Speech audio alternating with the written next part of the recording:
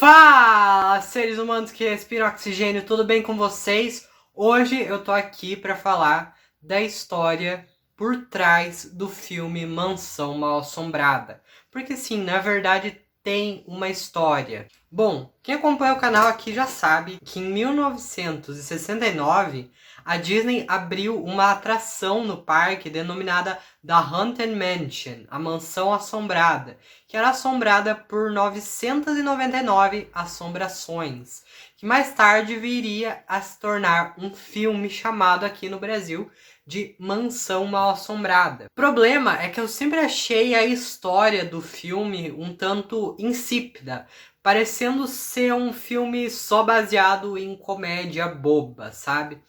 Enquanto a atração era realmente bem assustadora. Porém, naquela época, a Buena Vista, uma subdivisão da Disney, tinha escrito uma história de fundo para o filme, que nunca foi vista em tela, mas que você acha facilmente na internet. Então, hoje eu irei contar essa história para vocês. Oh, eu não queria assustá-lo tão prematuramente. Os arrepios reais vêm depois. Agora, tente se manter vivo. Continuaremos o nosso pequeno tour. You are cordially invited to the historic Gracie Manor. A lenda da mansão Gracie.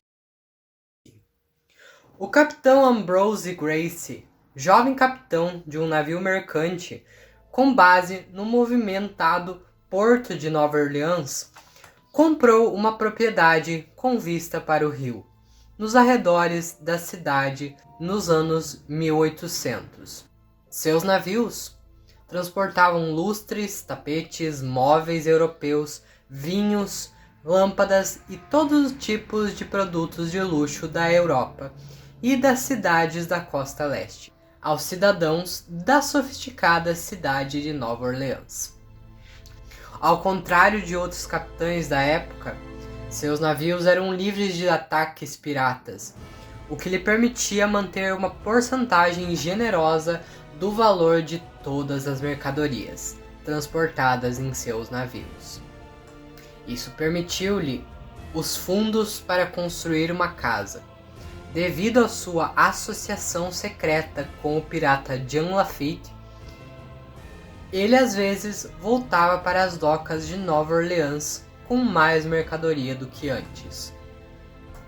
Sua confortável casa pré-guerra foi projetada com muitas janelas e uma varanda que lhe proporcionava vistas do outro lado do rio.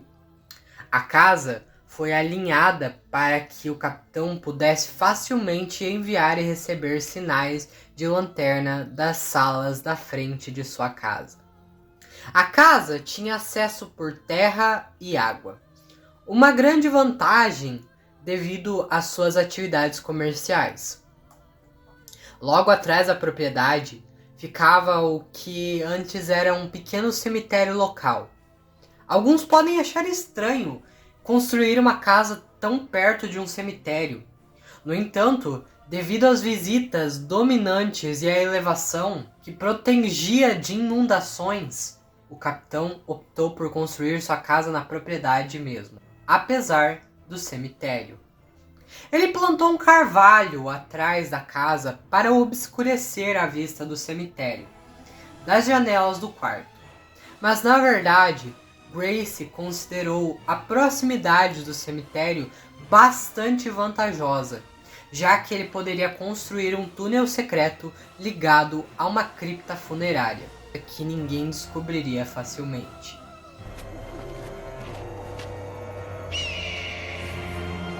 Não é todo dia que se vê isso. Ai, meu Deus do céu!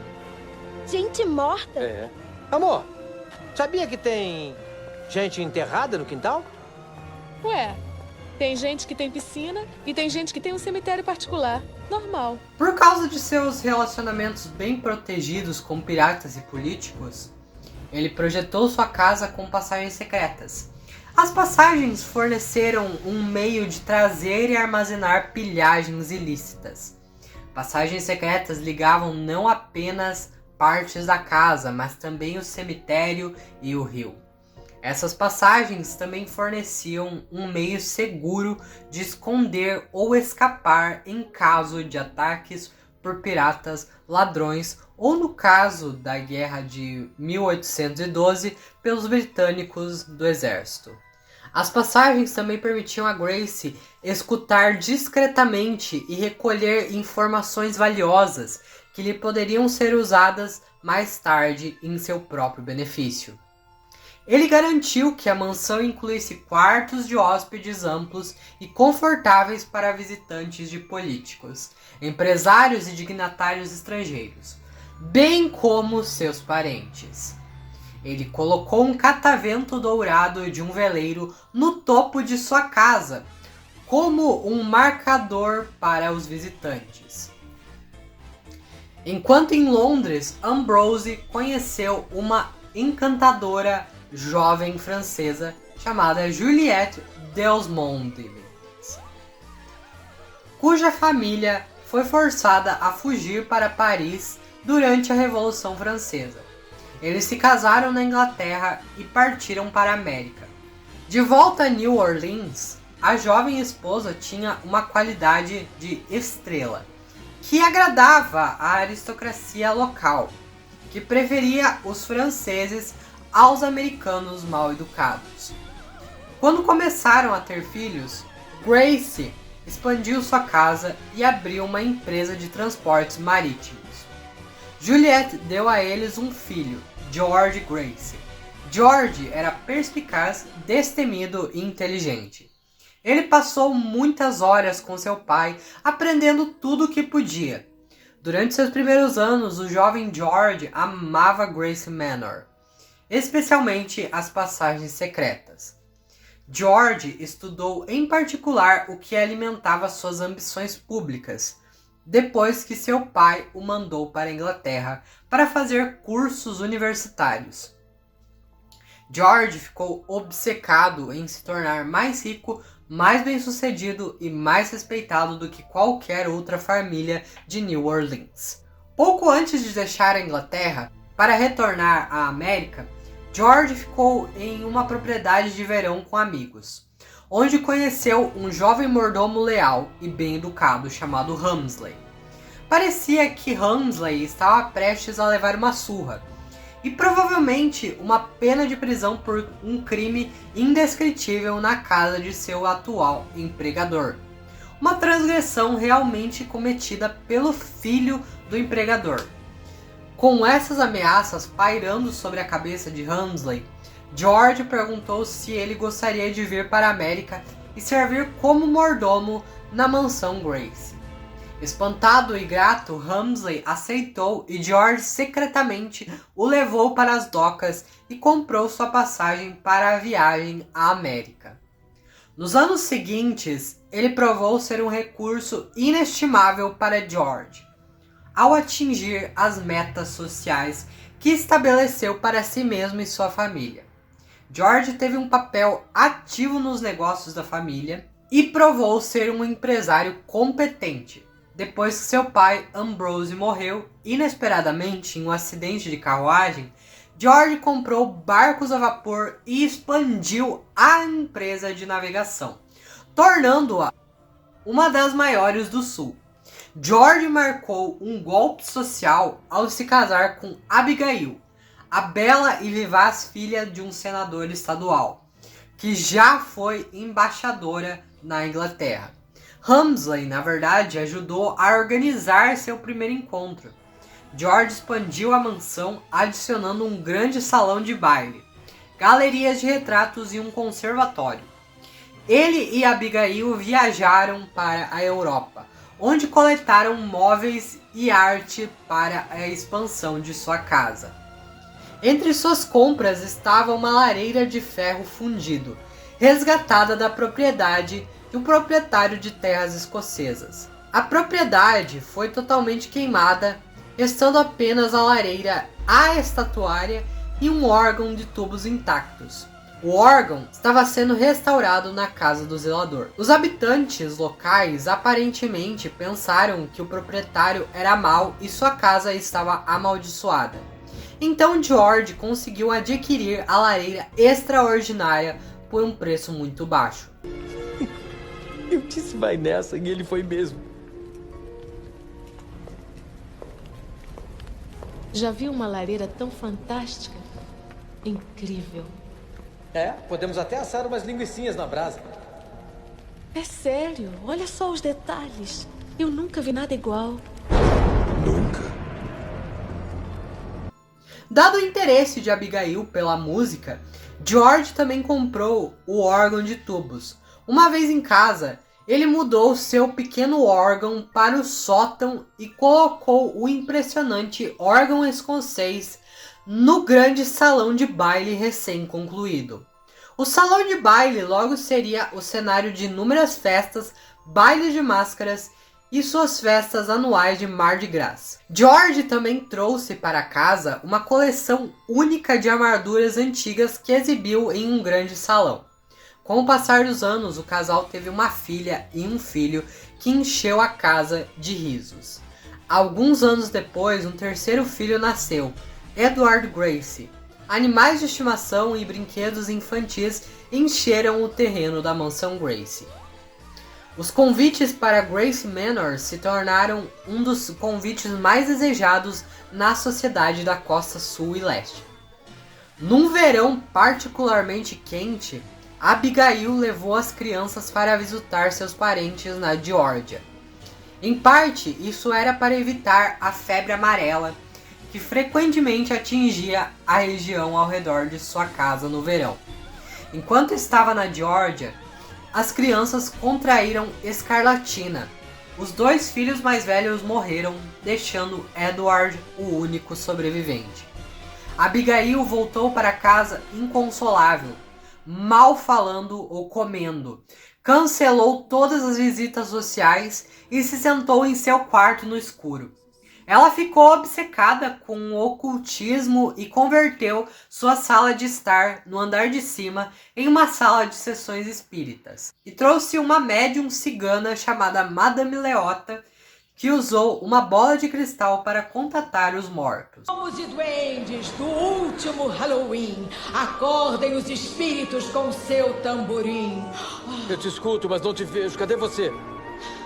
Eu sou Madame Leota, a vidente, voz dos espíritos. Quem você procura? Com mais idade, com o espírito quebrado, Abigail Gracie morreu após o funeral. George isolou a sala de sessões e retomou seu trabalho. Preocupado com o futuro de seu filho, George transferiu a maior parte de seu dinheiro para um banco britânico e modificou seu testamento. Em seu testamento, especificou que, caso falecesse, a fazenda se encarregaria de todas as despesas futuras relacionadas à manutenção de sua casa.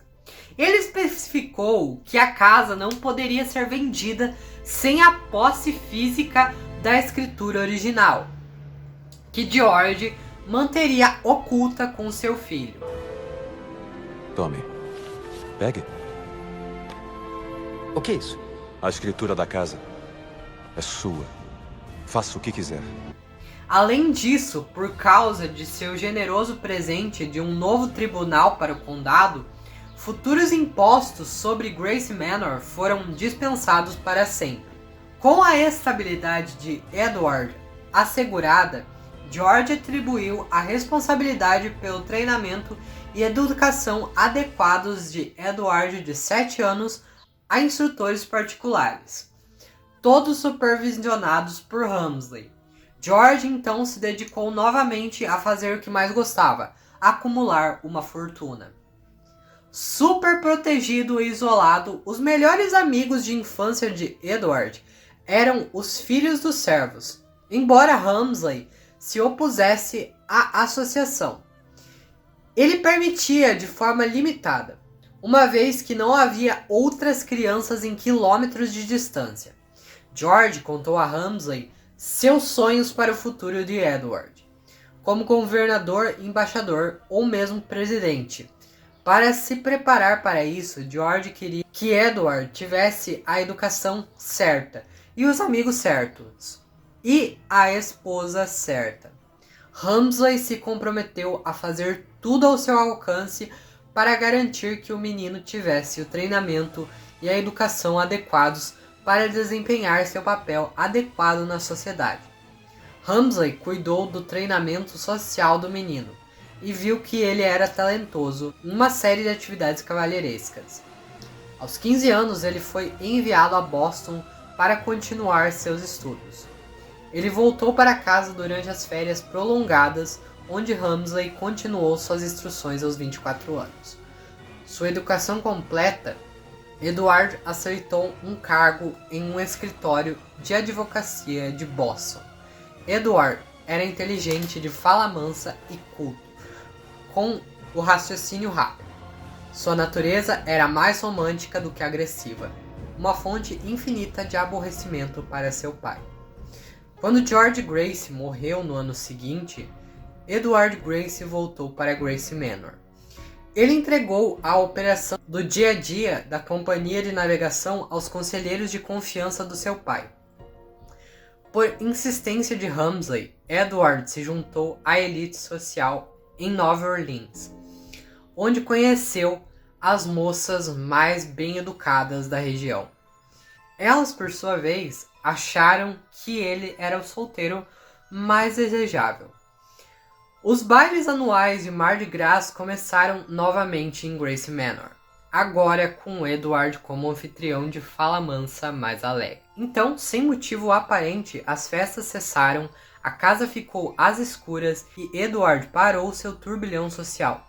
Embora ninguém saiba exatamente o que aconteceu, foi nessa época que os rumores sobre Grace Manor começaram a surgir. Moradores relataram ver uma cigana velha na mansão, de vez em quando. Mas a maior parte do tempo a casa estava silenciosa. Logo se tornou assunto de fofoca e especulação. Bom, porém, entretanto, todavia, quem assistiu o filme sabe bem o que aconteceu para a mansão ficar desse jeito. Então, o mordomo Helmsley, ele não cometeu só um crime na casa do antigo empregador dele. Por mais que diga aqui na história que, na verdade, a transgressão que foi cometida na casa do antigo empregador do Helmsley, um crime cometido pelo filho do empregador, eu creio muito mais que quem cometeu realmente esse crime foi o próprio Helmsley. Por quê? Porque depois a gente vê no filme que o Helmsley cometeu outra transgressão dentro da casa dos Grace. Por quê? Porque o Edward, ele estava muito apaixonado pela Elizabeth, né? Que é a noiva dentro da história do filme. A Elizabeth simplesmente morre e todo mundo acha que ela cometeu suicídio para não se casar com o Sr. Grace. Mas o que aconteceu? Ela morreu porque o Helmsley matou ela. Então, toda essa história se encaixa muito e eu gostaria muito de ter visto essa história sendo mostrada mais em tela, sabe? Do que assim contada dessa forma. O que acontece? Aí, quando a Elizabeth é morta, o Helmsley acaba fazendo o que ele não queria fazer. Porque ele não queria justamente que o Sr. Grace se casasse com a Elizabeth para não destruir a casa. E ele acabou destruindo a casa dessa maneira, matando ela. Porque aí o Sr. Grace se enforcou e a casa entrou em ruínas. A casa simplesmente... tudo que foi construído ali durante os anos acabou naquele momento, sabe? E a casa se tornou amaldiçoada e assombrada. Os trabalhadores domésticos afirmavam que a casa tinha um espírito próprio e podia transformar-se à vontade. Alguns disseram que o dia podia se transformar repentinamente em uma noite e que raios e trovões cairiam durante um dia ensolarado. Outros afirmavam que botões de latão se transformavam em morcegos e retratos de família se transformariam em imagem de mortos. Alguns até relataram ter visto dançarinos fantasmagóricos no salão de baile que apareciam e desapareciam à vontade. O texto termina dizendo: hoje Gracie Manor continua sendo um marco importante e uma personificação da grandeza, romance e lendas e mistérios de outra época. E bom, gente, basicamente é isso. Essa é a história, o backstory que, né, a Buena Vista criou para a Haunted Mansion. Sinceramente, eu queria muito mais que o filme fosse isso aqui, entendeu? Tipo assim, tem muito mais a ver com a atração da Disney do que o filme que a gente realmente tem agora, com Ed Murphy, um monte de comédia sem sentido e coisa e tal. Eu preferia que o filme fosse assim, entendeu? Mas, logo logo a gente vai ter um remake da Haunted Mansion. Só que o que acontece? A maioria das notícias que estão vindo agora pra gente sobre isso tá sendo sobre o novo filme ser uma comédia novamente, ser uma adaptação cômica da atração da Disney. E aí eu já fiquei assim... Porém, a adaptação do Ed Murphy lá, da versão do Ed Murphy, eu não acho de tudo ruim, sabe? Eu assisti muitas vezes Mansão Mal-Assombrada. Assisti muitas e muitas vezes. Gosto até, mas assim, não é tão a ver com a atração. Se fosse mais a ver com a atração, a gente ia gostar. A gente sabia que tava aí o Guillermo del Toro fazendo um remake, né? De Mansão Mal-Assombrada, mas ele foi substituído pela Emily de Porre, porque na verdade o que ele tava fazendo tava ficando muito assustador. E acabou aí se tornando outro filme, ou pelo menos a gente especula que se tornou outro filme, que é Colina Escarlate. Eu falei sobre isso num vídeo, eu vou deixar aqui no card. Mas então é isso, gente. Eu espero que vocês tenham gostado desse vídeo. Se você gostou de descobrir a história do filme, a essência do filme, me fala aí nos comentários e talvez eu traga mais disso aqui no canal. É isso e tchau!